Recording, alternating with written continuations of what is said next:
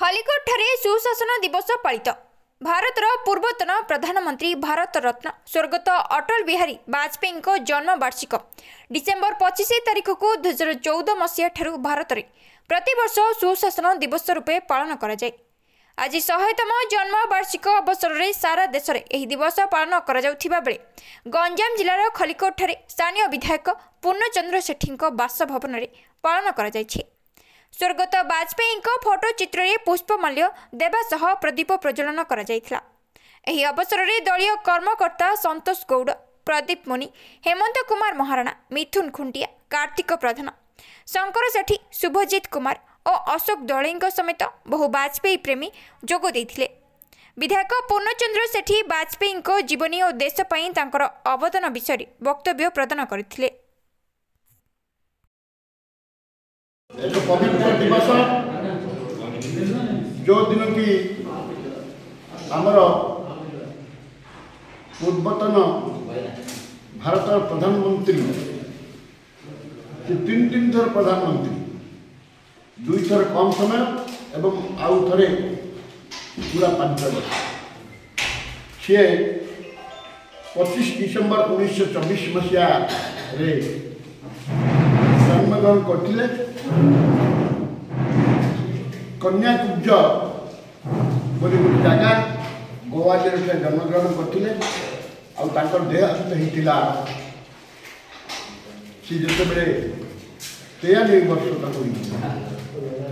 सी एक विकास पुरुष, प्रभाव पुरुष एवं एते व्यक्तित्व शक्तिशाली थिला। से आपण मान जानथिबे पड़ोसी राज्य को भी परमाणु बोमा बा किछि गोटे हमर मिलिटरी रो किछि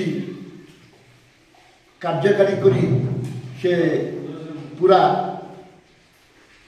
विदेश को सतर्क कर उठिले। आपण मान जानती ताको समय रे आपनकर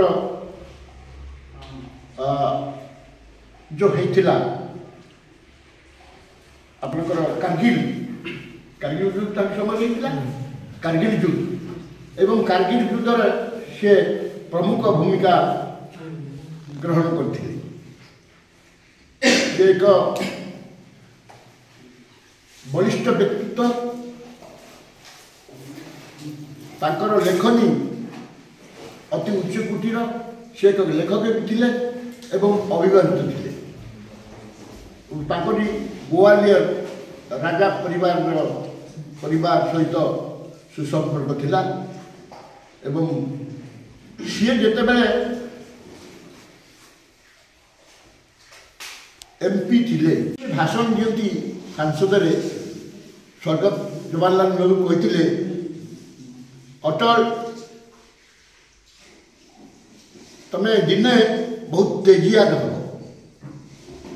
तुम तेजियान पुरुष आ वास्तव में सी देखदेले एवं भारतर तीन थर प्रधानमंत्री थिले। ता पूर्व भी से फॉरेन मिनिस्टर थिले। आपण मान जानथिबे वैदेशिक व्यापार मंत्री से समय भी तांकर कूटनीतिज्ञ भावे सी एते उच्चकोटीर थिले, एते तेजियान थिले सी विदेश शक्ति सहित सुसंपर्क प्रतिष्ठा कर आज आम गवर्नमेंट नहांती भारत रत्न प्रदान कराइथिला। से भारत रत्न प्रभात पुरुष वाजपेयी श्री वाजपेयी जन्मदिन रे आम भगवान प्रभु श्री जगन्नाथ को प्रार्थना करबा तांकर अमर आत्मार सद्गति हो एवं सी आज स्वर्गर थाई आमको मार्गदर्शन करंतु तथा आम प्रति आशीर्वाद रखिता।